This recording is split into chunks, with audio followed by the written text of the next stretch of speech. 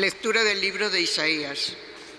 Esto dice el Señor: como bajan la lluvia y la nieve desde el cielo y no vuelven allá, sino después de empapar la tierra, de fecundarla y hacerla germinar, para que dé semilla al sembrador y pan al que come, así será mi palabra que sale de mi boca. No volverá a mí vacía, sino que cumplirá mi deseo y llevará a cabo mi encargo. Palabra de Dios. Alabamos, Señor. Dios libra a los justos de sus angustias. Dios libra a los justos de sus angustias. Proclamad conmigo la grandeza del Señor. Ensalcemos juntos su nombre. Yo consulté al Señor y me respondió. Me libró de todas mis ansias. Dios libra a los justos de sus angustias. Contempladlo y quedaréis radiantes. Vuestro rostro no se avergonzará. El afligido invocó al Señor. Él lo escuchó y lo salvó de sus angustias. Dios libra a los justos de sus angustias. Los ojos del Señor miran a los justos, sus oídos escuchan sus gritos, pero el Señor se enfrenta con los malhechores para borrar de la tierra su memoria. Dios libra a los justos de sus angustias. Cuando uno grita, el Señor lo escucha y lo libra de sus angustias. El Señor está cerca de los atribulados, salva a los abatidos. Dios libra a los justos de sus angustias. Señor Jesús, tú tienes palabras de vida eterna. No solo de pan vive el hombre, sino de toda palabra que sale de la boca de Dios. Señor Jesús, tú tienes palabras de vida eterna.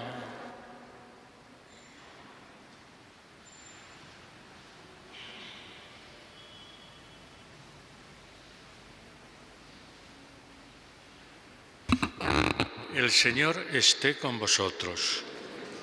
Evangelio de nuestro Señor Jesucristo según San Mateo. En aquel tiempo dijo Jesús a sus discípulos: cuando recéis, no uséis muchas palabras como los gentiles, que se imaginan que por hablar mucho les harán caso. No seáis como ellos, pues vuestro Padre sabe lo que os hace falta antes de que lo pidáis.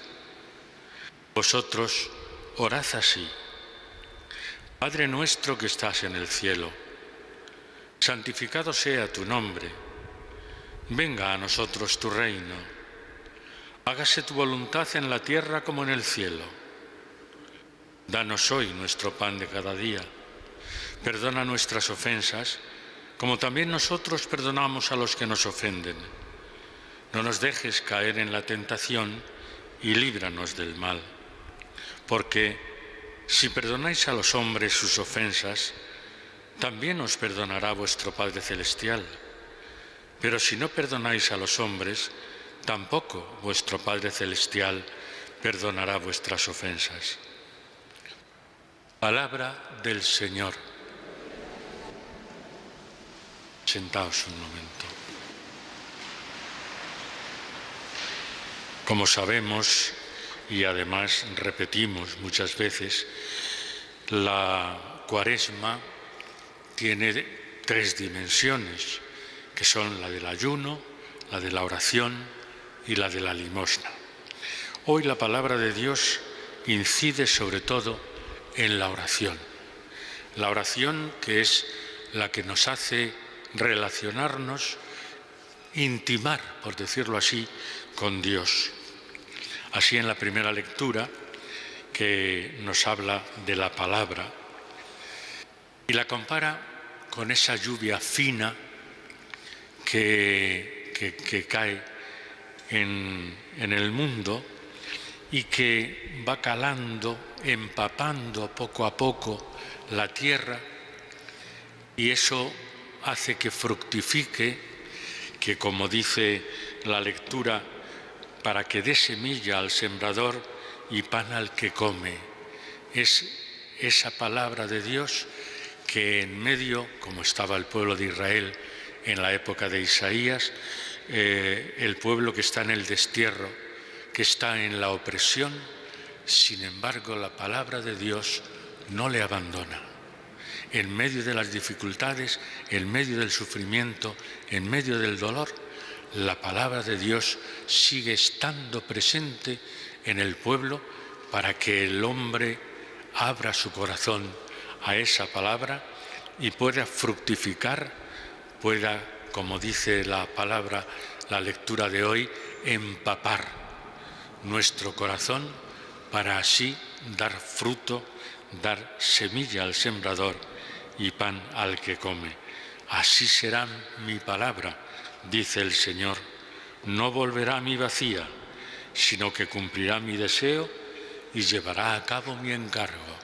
El encargo es precisamente que el pueblo no se olvide de que Dios está a su lado, en medio de la adversidad, en medio del destierro, en medio de la opresión, Dios sigue estando a su lado. Y por ahí es por donde tiene que ir la oración. Una oración que en el Evangelio vemos que es para nosotros, los cristianos, la gran oración que nos enseñó el propio Jesús, dándonos ese consejo al principio, que no usemos muchas palabras como los gentiles, que se imaginan que por hablar mucho se les va a hacer más caso. A nosotros nos da esa oración sencilla, humilde, precisa, con la que podemos llegar hasta nuestro Dios y darle gracias por todo.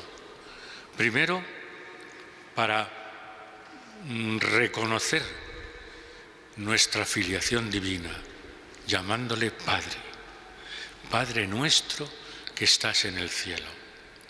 Es el reconocimiento de que nosotros somos sus hijos y que Él como Padre nos va a tratar como hijos, con amor, con ternura, con cercanía.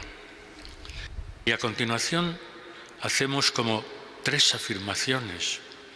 Santificado sea tu nombre, venga a nosotros tu reino y hágase tu voluntad en la tierra como en el cielo. El santificar el nombre es santificar al propio Dios, al propio Padre.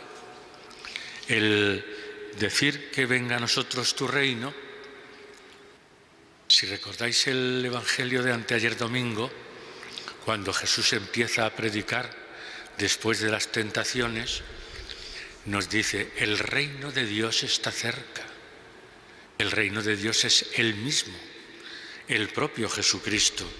Y por eso nosotros decimos, venga a nosotros tu reino, que el reino de Dios esté presente en medio de nosotros, en medio del mundo, y que sea para nosotros un referente continuo en nuestras vidas. Y que se haga su voluntad, pues es natural.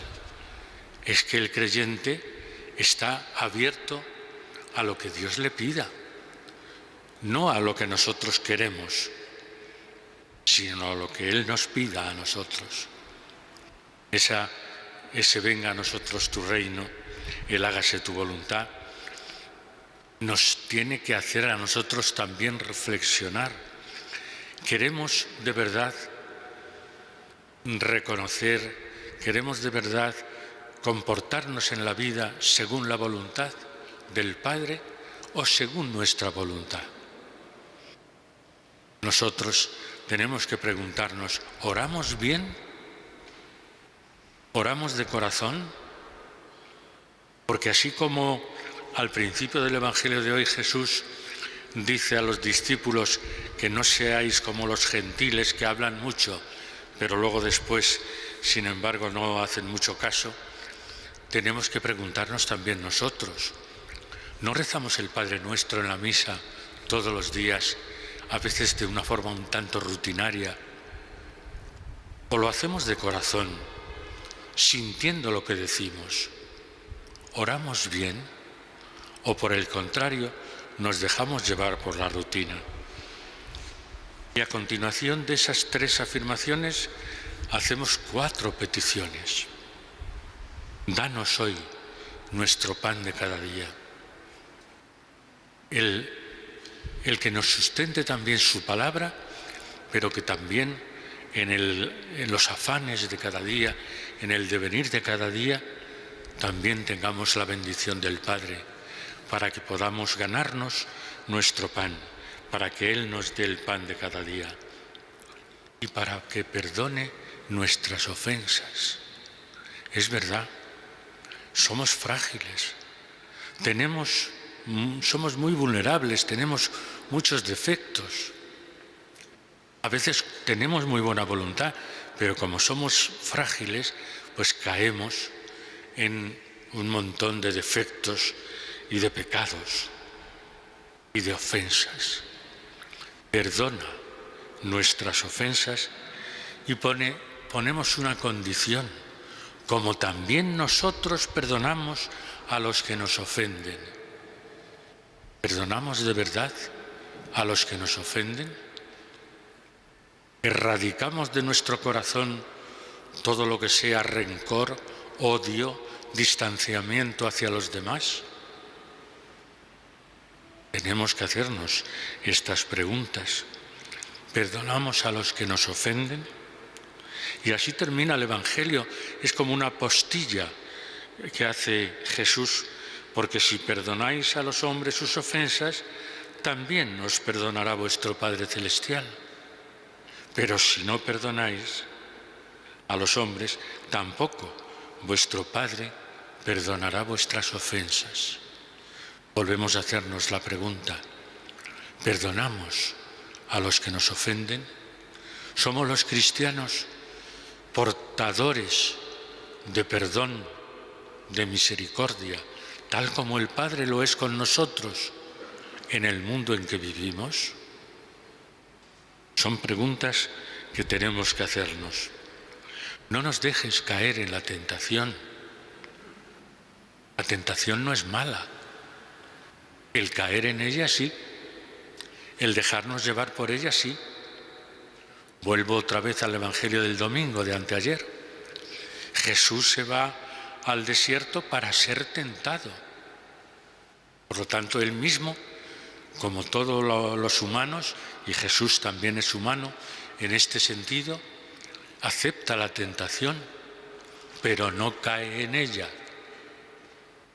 A nosotros, a todos, también nos llegan momentos de tentación, pero la fuerza está precisamente en que no nos deje caer en la tentación, en que pidamos la gracia, la ayuda y el auxilio del Señor para no caer en la tentación. Pero la tentación nos va a llegar en cualquier momento de nuestra vida y en muchos momentos de nuestra vida. Pero por eso le pedimos a Dios que no nos deje caer en la tentación y finalmente que nos libre del mal. Es que el mal está ahí. Hay gente que piensa que el mal no existe. Claro que existe. Y el mal personificado en el maligno,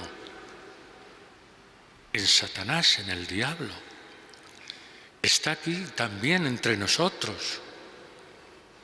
El mal existe, pero por eso le pedimos al Señor que nos libre del mal.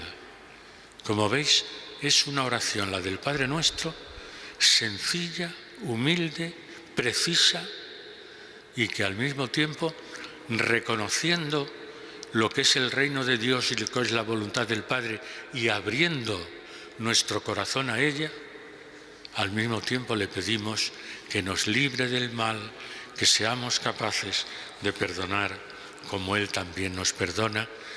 Y esta es la oración que no debe convertirse en rutinaria para nosotros.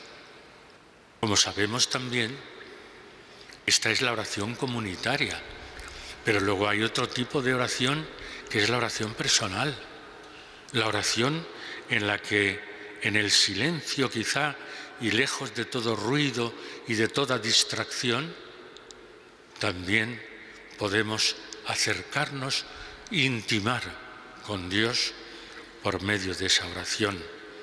Por lo tanto, en este tiempo de Cuaresma y en esta dimensión de la Cuaresma que hoy nos ocupa, la oración es fundamental.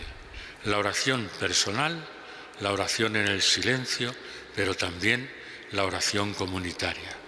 En la fiesta, en el aniversario, digamos, del martirio de San Policarpo, ese padre apostólico que según la tradición fue discípulo de San Juan Evangelista, él mismo, a lo largo de toda su vida, fue el que enseñó a muchos de los fieles de Esmirna, de Turquía, les enseñó lo que era la palabra de Dios, les enseñó la oración, escribió cartas a unos y a otros para que no cejaran nunca en su fe, para que esa fe les llevara a la cercanía con Dios, a la ternura de Dios, al perdón de Dios.